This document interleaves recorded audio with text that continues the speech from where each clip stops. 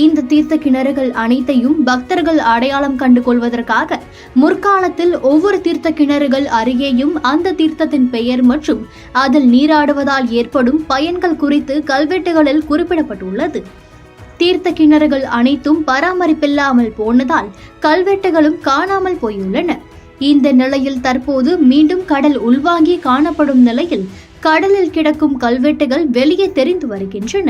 கடந்த 6 மாத காலத்திற்குள் சத்திய தீர்த்தம், முனி தீர்த்தம், மாதா தீர்த்தம், பிதா தீர்த்தம் என பல்வேறு கல்வெட்டுகள் கண்டுபிடிக்கப்பட்டுள்ளன.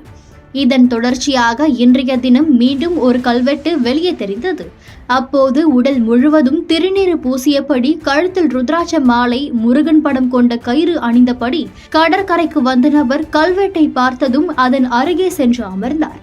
தனது இடுப்பில் வைத்திருந்த துணிப்பையில் இருந்து திருநீரை எடுத்து கல்வெட்டில் வேகமாக தேய்த்த நிலையில் கல்வெட்டில் இருந்த வாசகங்கள் தெரிந்தன.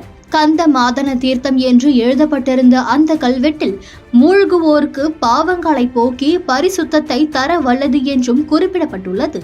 இப்படியாக உடல் முழுவதும் திருநீறு பூசியபடி வந்த நபர் பௌர்ணமி விபூதி சித்தர் என்று கூறப்படுகிறது. கடற்கரையில் நீராட வந்ததாக கூறிய அவர் தீர்த்தத்தில் விபூதி தேய்த்து வாசகத்தை படித்துவிட்டு கிளம்பி சென்றார். கல்வெட்டு தெரிந்ததை தொடர்ந்து அங்கு வருகை தந்த சித்தரை பக்தர்கள் வியப்போடு பார்த்தனர்.